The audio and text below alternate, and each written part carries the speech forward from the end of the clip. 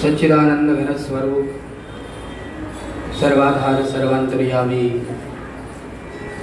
अकारण करुणा वरुणालय शरणागत वत्सल दीन वत्सल भक्तवांछा कल्पतरु तड़िदित विनिंदित पीतांबरधारी भगवान श्री कृष्ण एवं उनकी आह्लादिनी शक्ति उनकी प्रेमा शक्ति श्री राधा रानी के श्री चरण कमलों में सादर कोटिशः नमन। भगवान को प्राप्त हुए संत महापुरुष एवं भागवत भगवान के श्री चरण कमलों में सादर कोटिशः नमन।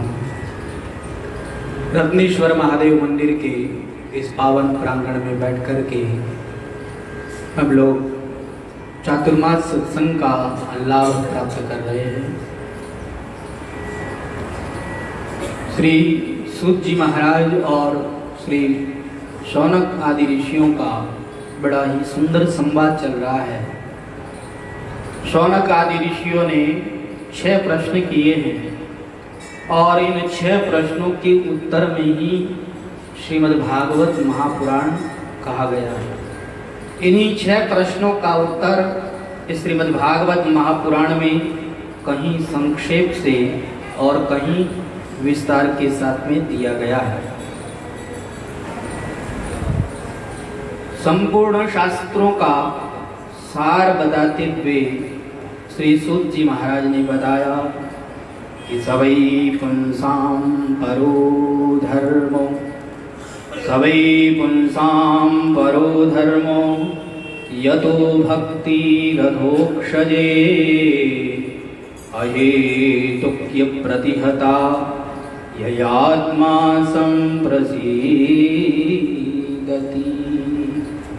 धर्म वही कहलाता है जिस धर्म के आचरण से भगवान के श्री चरण कमलों में प्रेम जागृत हो जाए, भक्ति जागृत हो जाए।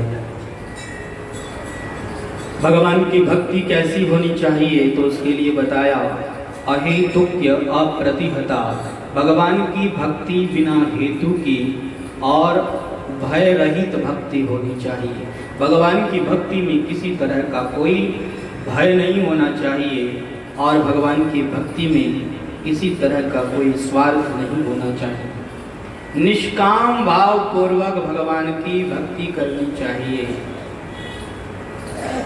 किसी संत ने कहा है कि अगर सकाम भाव पूर्वक आप भगवान की भक्ति करते हैं, भगवान से कुछ मांगते हैं, तो जो आपने मांगा वही आपको मिलेगा। और आप क्या मांगोगे? क्या आपको मांगना आता है? हमारे संत महापुरुष तो कहते हैं कि हमें मांगना नहीं आता। कि मेरी चाही मत करो, मेरी चाही मत करो, मैं मूर्ख अज्ञान, तेरी चाही में प्रभु है मेरा कल्याण। हे प्रभु मेरी चाहना कभी पूरी मत करना, क्योंकि मैं मूर्ख हूँ, मैं अज्ञानी हूँ, मैं नहीं जानता कि मेरा कल्याण किस में है, मेरा भला किस में है, मैं इस बात को नहीं जानता। इसलिए हे प्रभु मेरी चाहना कभी पूरी मत करना। हमें इस संसार के अंदर क्या मांगना चाहिए वो हमें पता नहीं है। मांगना सीखना है तो आप हमारे शंकर भगवान से सीखिए।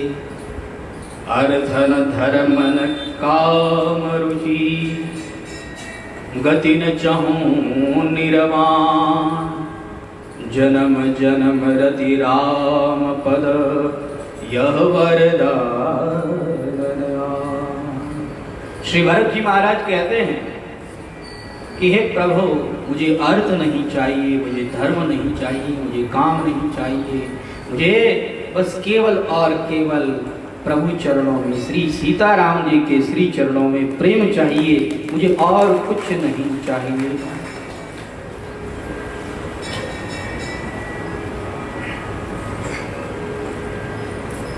हमारे पास में अगर भगवान आ जाएं और भगवान मांगने के लिए कहें तो हम तो सबसे पहले यही कहेंगे, हे भगवान हमारे बहुत बढ़िया बिल्डिंग हो जावे और बढ़िया बैंक बैलेंस हो जावे, बढ़िया कार हो जावे, महाराज बस इन्हें अलावा मैं कुछ नहीं चाहूँ। हम लोग तुच्छ वस्तु मांगते हैं, अनित्य वस्तु मांगते हैं। क्या ये बंगला सदा साथ रहेगा? क्या ये पैसे सदा साथ रहेंगे? क्या कार आपके साथ चलेगी? क्या ये धन आपके साथ चलेगा? ये तो यहीं का यहीं रह जाएगा। हम भगवान से अनित्य वस्तु मांगते हैं, हमें मांगना नहीं आता है। इसलिए संतों ने कहा है कि निष्काम भाव पूर्वक कर्म करें। जो व्यक्ति निष्काम भाव पूर्वक कर्म करता है, भगवान से कुछ नहीं मांगता है, भगवान उसको सर्वस्व दे देते हैं। इसलिए निष्काम भाव पूर्वक भगवान का भजन करना चाहिए। जो निष्काम भाव से भगवान का भजन करने वाला होता है, भगवान ऐसे भक्त के ऋणी हो जाते हैं। वृंदावन धाम के अंदर एक भगवान के भक्त थे जो भगवान का भजन कर दे और भगवान से कुछ भी चाहना नहीं कर दे। एक दिन की बात कि कोई एक आदमी को भगवान ने स्वप्नादेश दिया और स्वप्नादेश देकर के कहा कि देखो अमुक अमुक जगह पर तुम जाना, अर्धरात्रि में एक महात्मा आएंगे, उन महात्मा के पैर पकड़ लेना। वो महात्मा चाहें तो तुम्हारा कोढ़ दूर कर सकते हैं। तब उस कोढ़ी व्यक्ति ने तो इंतजार किया उस रात्रि का। और इधर ये जो महात्मा थे जो भजन करते थे, ये बांके बिहारी जी के मंदिर में भगवान का भजन करने के लिए, दर्शन करने के लिए गए थे, लेकिन इनको भगवान का दर्शन नहीं हुआ। इन्होंने पास में खड़े व्यक्ति से पूछा कि क्या बात है, आज भगवान मंदिर में मौजूद नहीं है? उसने कहा क्या बात कर रहे हो?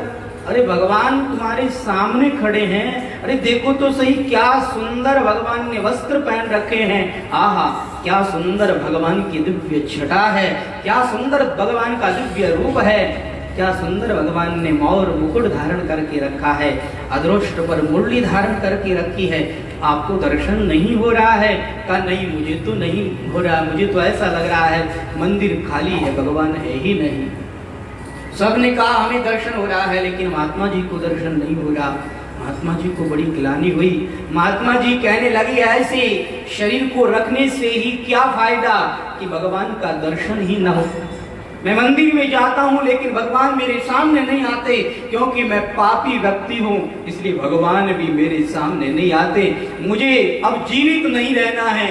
उन्होंने अर्धरात्रि में आत्महत्या करने का विचार कर लिया, यमुना में कूदने का विचार कर लिया। कहा दिन में अगर यमुना में कूदेंगे तो लोग बचा लेंगे, और कोई उपाय करेंगे तो लोग बचा लेंगे। इसलिए अर्धरात्रि में उन्होंने यमुना में डूबने का विचार किया।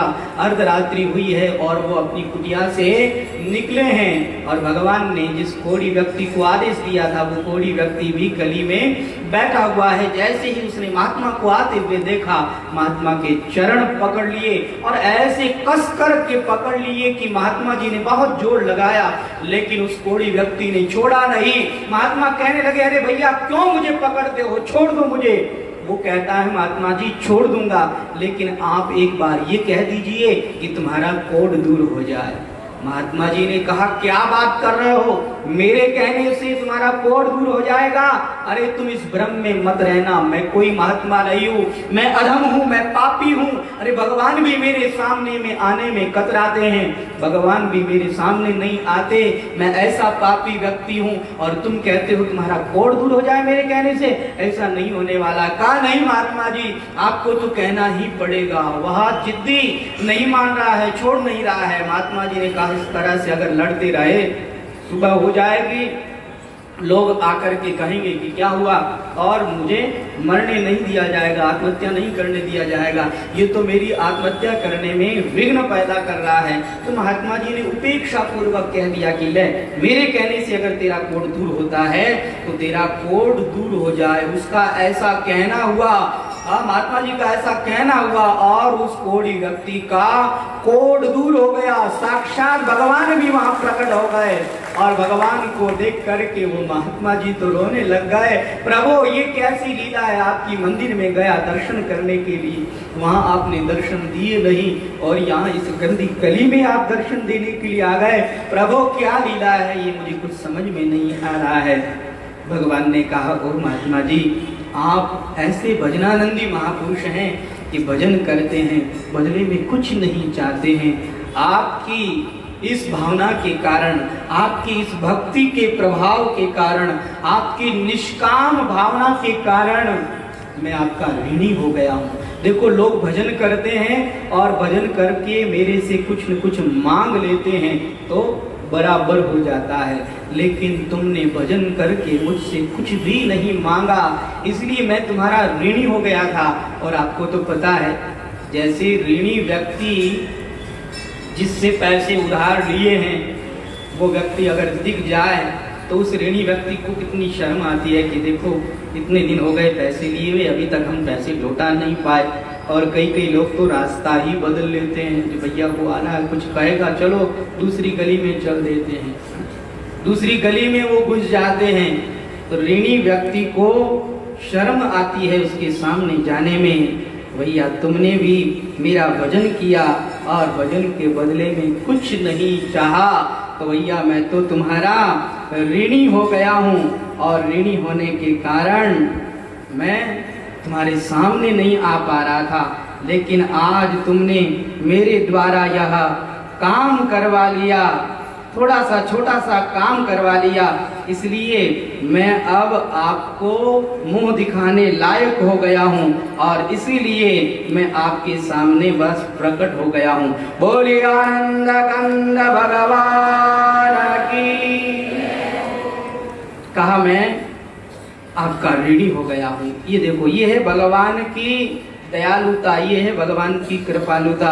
अगर कोई व्यक्ति भगवान को निष्काम भाव पूर्वक याद करता है तो भगवान उसके ऋणी हो जाते हैं और ऐसे ऋणी हो जाते हैं, ऐसे ऋणी हो जाते हैं कि भगवान अपने आप को उसके हाथों बेच देते हैं। ऐसे भगवान भक्त के ऋणी हो जाते हैं।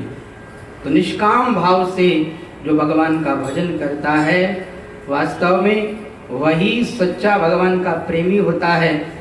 उसी को ही भगवान के प्रेम की प्राप्ति होती है। इसलिए निष्काम भाव पूर्वक भगवान का भजन करना चाहिए। निष्काम भाव से किया गया भजन ही प्रेम को जागृत कराने वाला है। निष्काम भाव से किया गया भजन ही भक्ति को जागृत कराने वाला है। इसलिए निष्काम भाव से भगवान का भजन करें, भगवान का भजन करें, लेकिन भगवान से बदले में कुछ भी न चाहें, यह भावना रखनी चाहिए। धर्मस्य याव वर्गस्य नार्थोर्थायोपकल्पते, नार्थस्य धर्मेकान्तस्य कामो लाभाय ही स्मृतः। इस संसार के अंदर मानव को चाहिए कि धर्म, अर्थ, काम और मोक्ष इनको प्राप्त करे, लेकिन देखो ध्यान रखना चाहिए, धर्म का फल मोक्ष होना चाहिए। धर्म का आचरण करें तो धर्म का आचरण करते हुए हमारी यही भावना होनी चाहिए कि इस धर्म के आचरण के द्वारा हमें मोक्ष की प्राप्ति हो जाए। अगर धर्म का आचरण करते हुए आप यह भावना रखते हैं तो आपको मोक्ष की प्राप्ति जरूर होगी। और इस संसार के अंदर अर्थ को धर्म के लिए ही समझना चाहिए, पैसे को धर्म के लिए समझना चाहिए, पैसे का उपयोग धर्म के लिए करना चाहिए। लेकिन आजकल उल्टा हो गया है, लोग अर्थ के लिए धर्म करने लगे, हमें पैसा मिल जाए इसलिए धर्म करने लगे। पैसे को धर्म के लिए लगाना चाहिए और भोग विलास इस अर्थ का फल नहीं है। जो आपको भगवान ने धन दिया है, जो पैसा दिया है, जो दौलत दी है, केवल भोग विलास करना ये उसका फल नहीं है। जीवस्य तत्व जिज्ञासा, केवल जीने के लिए ही इस संसार के पैसों का सदुपयोग करना चाहिए। संसार के लिए केवल और केवल पैसों का उपयोग इसीलिए करें कि केवल जिससे जीवन निर्वाह हो सके। और जीना भी किस लिए? जीना इसलिए कि तत्व की प्राप्ति हो जाए, भगवत प्राप्ति का एक उद्देश्य बना लेवे। इसीलिए यह मानव जीवन है। और उस भगवान को प्राप्त करने के लिए हमारे लिए यही सुगम साधन है। उन भगवान को अलग अलग रूपों में शास्त्रकारों ने कहा है। जैसे कई भगवान कहते हैं, कई परमात्मा कहते हैं, कई ब्रह्म कहते हैं। ब्रह्मेति परमात्मेति भगवान इति शब्दयते, वह तत्व एक ही है। तत्व से उनमें कोई फर्क नहीं है, बस केवल नाम अलग अलग रख दिए हैं। कोई परमात्मा कहता है तो कोई भगवान कहता है तो कोई ब्रह्म कहता है, लेकिन चाहे जो कहो वो है तो एक ही। सूत जी महाराज ने सौनक आदि ऋषियों से भागवत की कथा बताते हुए कहा कि देखो, आपने यह पूछा कि भगवान के आज तक कितने अवतार हुए। देखिए, हो सकता है कोई पृथ्वी के मिट्टी के कणों को गिन लेवे, हो सकता है कि कोई आकाश में तारों को गिन लेवे, लेकिन आज तक भगवान के कितने अवतार हुए कोई नहीं गिन सकता है। अनंत अवतार हुए हैं भगवान के। हरि अनंत, हरि कथा अनंत, भगवान अनंत हैं और भगवान भी, कथाएं भी अनंत है, असीम है। हाँ, फिर भी भगवान के 24 अवतार मुख्य बताए गए हैं और इन 24 अवतारों का वर्णन इस श्रीमद्भागवत महापुराण में कहीं संक्षेप और कहीं विस्तार के साथ में हुआ है। सबसे पहला अवतार भगवान का सनकादि ऋषि मुनियों का है। सनक, सनंदन, सनातन और सनत कुमार, ये जो 4 ऋषि मुनि हैं जिनको सनकादि ऋषि कहते हैं, ये ऋषि भगवान के प्रथम अवतार माने गए हैं। इनका कार्य क्या है? संसार के भूले भटके प्राणियों को भगवान में लगाना और सबको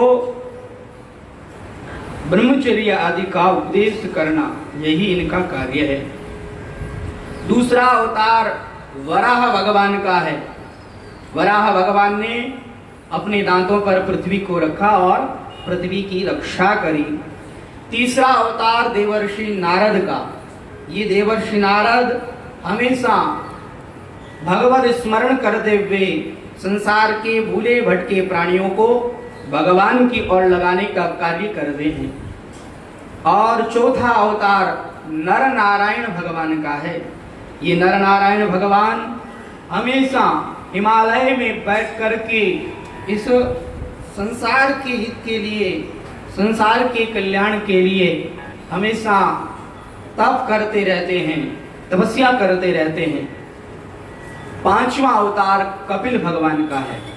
कपिल भगवान ने माता देवहूति के बहाने इस संसार को सांख्य शास्त्र का उपदेश किया है। छठा अवतार दत्तात्रेय भगवान का है। दत्तात्रेय भगवान ने अपने जीवन में प्रहलाद जी महाराज और अलर्क आदि को, यदु महाराज को बड़ा ही सुंदर दिव्य उपदेश किया है। सातवां अवतार यज्ञ भगवान का है। आठवां अवतार ऋषभदेव भगवान का और 9वां अवतार पृथु भगवान का, 10वां मत्स्य भगवान का, 11वां कूर्म भगवान का, कच्छप भगवान का और 12वां धन्वंतरी भगवान का, 13वां मोहिनी, 14वां नरसिंह, 15वां वामन और 16वां परशुराम, 17वां वेदव्यास, 18वां मर्यादा पुरुषोत्तम प्रभु श्री राम का, 19 एवं 20वां बलराम एवं भगवान कृष्ण का और 21वां अवतार बुद्ध भगवान का, 22वां अवतार यह जो संसार हमें देखने सुनने में आ रहा है, ये स्थूल रूप का जो संसार है, ये भगवान का 22वां अवतार है। 23वां अवतार हरि भगवान का है, जिन्होंने ग्रह से गजेंद्र की रक्षा करी। कई हयग्रीव भगवान को मानते हैं, कई हरि भगवान को मानते हैं, कई ध्रुवजी महाराज को भगवान ने जो दर्शन दिए उन हरि भगवान को मानते हैं। और 24वां अवतार अभी हुआ नहीं। जब कलयुग अत्यधिक बढ़ जाएगा, पाप ही पाप बढ़ जाएंगे, अनाचार ही अनाचार होने लगेंगे, तब भगवान कल की रूप से अवतार ग्रहण करेंगे। और कल की रूप से अवतार ग्रहण करके भगवान पाप की निवृत्ति करके, पापों का नाश करके, दुष्टों का नाश करके फिर से सत्य युग की रचना करेंगे, धर्म की भगवान स्थापना करेंगे। तो ये 24 अवतार हैं और इन 24 अवतारों का वर्णन श्रीमद्भागवत महापुराण में कहीं संक्षेप से हुआ है तो कहीं विस्तार के साथ में हुआ है। कहा महाराज, श्रीमद्भागवत महापुराण की रचना कब हुई, कैसे हुई, हम इस बात को जानना चाहते हैं। तब श्री सूत जी महाराज कहते हैं कि देखो कि द्वापरे समनुप्राप्ते तृतीये युग पर्यये जातः पराशराद् योगी वासव्यां कलया हरे। इस वर्तमान चतुर्युगी के तीसरे युग द्वापर में महर्षि पराशर के द्वारा वसु कन्या सत्यवती के गर्भ से भगवान की कलावतार योगीराज व्यास जी का जन्म हुआ। और ये व्यास भगवान संसार हित में लग जाते हैं, लोक कल्याण में लग जाते हैं। इनका नाम है कृष्ण द्वैपायन व्यास, लेकिन इनको हम वेद व्यास भी कहते हैं। वेद व्यास इसलिए कहते हैं कि इन्होंने वेदों का विस्तार किया। व्यस्ताः वेदा अनेन स इति वेद व्यास। वेदों का विस्तार करने के कारण इनका नाम वेद व्यास हुआ। और इन्होंने अपने 4 शिष्यों को चारों वेदों का ज्ञान दिया। श्री सूत जी को वेद, श्री सूत जी महाराज को इतिहास और पुराणों का ज्ञान दिया। वेदों के उपवेद बनाए, उनका उपदेश अपने शिष्यों को दिया। 17 पुराणों की रचना कर दी है। लेकिन एक दिन व्यास भगवान अशांत बैठे हैं, उनके मन में शांति नहीं है। इतने में यदृच्छा से विचरण करने वाले और अपने आप में रमण करने वाले, भगवान के नाम में मस्त रहने वाले श्री नारद जी महाराज वीणा पर धुन छेड़ते हुए और भगवान नाम संकीर्तन करते हुए पधारते हैं। नारायण नारायण नारायण नारायण नारायण नारायण नारायण श्रीमन्नारायण नारायण नारायण श्रीमन्नारायण नारायण श्रीमन्नारायण नारायण नारायण श्रीमन्नारायण नारायण नारायण नारायण नारायण श्रीमन्नारायण नारायण नारायण श्रीमन्नारायण नारायण नारायण श्रीमन्नारायण नारायण नारायण श्रीमन्नारायण नारायण नारायण। श्री नारद जी महाराज इस तरह से संकीर्तन करते हुए पधारे और जैसे ही श्री नारद जी महाराज को व्यास भगवान ने आया हुआ देखा तो व्यास भगवान ने उनको प्रणाम किया, उनको नमन किया और श्री व्यास भगवान ने पूजयामास विधिवन नारदम सुर पूजितम। जो देवताओं के द्वारा भी पूजनीय श्री नारद जी महाराज हैं, ऐसे श्री नारद जी महाराज की व्यास भगवान ने पूजा करी, अर्चना करी और श्री नारद जी महाराज व्यास भगवान की कुशल क्षेम पूछते हैं। कहते हैं पाराशर्य महाभाग भवतः कच्चिदात्मना परितुष्यति शारीर आत्मा मानस एव वा। हे पाराशर्य महाभाग व्यास जी, ऐसा लगता है कि आपको कोई बहुत बड़ी चिंता लगी हुई है, आपको चिंता ने घेर रखा है, आपका मुख कमल मुरझाया हुआ है, आपकी आत्मा संतुष्ट है कि नहीं, आपका शरीर स्वस्थ है कि नहीं, आपको क्या कष्ट है, जरा आप मुझे बताएंगे। नारद जी महाराज ने जब इस प्रकार उनकी कुशल क्षेम पूछी तो व्यास भगवान कहने लगे, नारद जी आपने जो कहा है बिल्कुल ठीक कहा है। अस्त्यैव मे सर्वमिदं त्वयोक्तम् तथापि नात्मा परितुष्यते मे तन्मूलमव्यक्तमगाधबोधम् पृच्छामहे त्वात्मभवात्मभूतम्। आपने बिल्कुल ठीक कहा है कि मैं अशांत हूँ, मैं चिंताग्रस्त हूँ, मैं दुखी हूँ, मैं टेंशन में हूँ। लेकिन क्या बताऊँ नारद जी, मुझे खुद को पता नहीं कि मैं अशांत क्यों, मैं दुखी क्यों हूँ, मैं चिंताग्रस्त क्यों हूँ, मैं खुद नहीं जान पा रहा हूँ। देखो नारद जी, इस संसार के अंदर दुखी कौन रहता है, इसका कारण भी मैं जानता हूँ। इस संसार में दुखी वो रहता है जो किसी को दुख देता है, जो किसी को सताता है, वही तो दुखी रहता है। एक बार हमारे महाराज श्री से किसी ने शिकायत करी कि महाराज जी ये हमें परेशान करते हैं, तो महाराज श्री ने कहा कोई बात नहीं, ये दुखी आदमी है, दुखी आदमी तो सबको दुखी ही करेंगे, तुम उपेक्षा करो। तो जो दुखी होता है वही तो दुखी करता है। जो सबको कष्ट पहुंचाने वाला होता है वह सदा दुखी रहता है, जो सबका अहित करने वाला है वह सदा दुखी रहता है। लेकिन जो सबका भला करने वाला, सबका हित चाहने वाला, सबका कल्याण चाहने वाला, वह तो कभी अशांत नहीं रहता है, वह तो कभी दुखी नहीं रहता है। लेकिन नारद जी मुझे ये समझ में नहीं आ रहा है कि मैंने तो किसी का बुरा किया ही नहीं, मैंने तो किसी का अहित किया ही नहीं, मैंने वेदों का विस्तार किया और मैंने 17 पुराणों की रचना करी। इतने सब ग्रंथों की मैंने रचना इसीलिए करी कि ये संसार के दुखी प्राणी इनको पढ़ें, जिससे इनको शांति मिले। लेकिन क्या बताऊं, इतना भला करने के बाद में भी मेरा मन अशांत है। मेरी इस अशांति का कारण क्या है? हे श्री नारद जी महाराज, आप मुझे बताने का कष्ट करें। श्री नारद जी महाराज वो कहते हैं सच सच बता दें। कहा बिल्कुल सच बताइए। देखिए हमारे संत महापुरुष जो होते हैं वो सच बात बताते हैं, सामने वाले को राजी करने के लिए उसकी चापलूसी नहीं करते।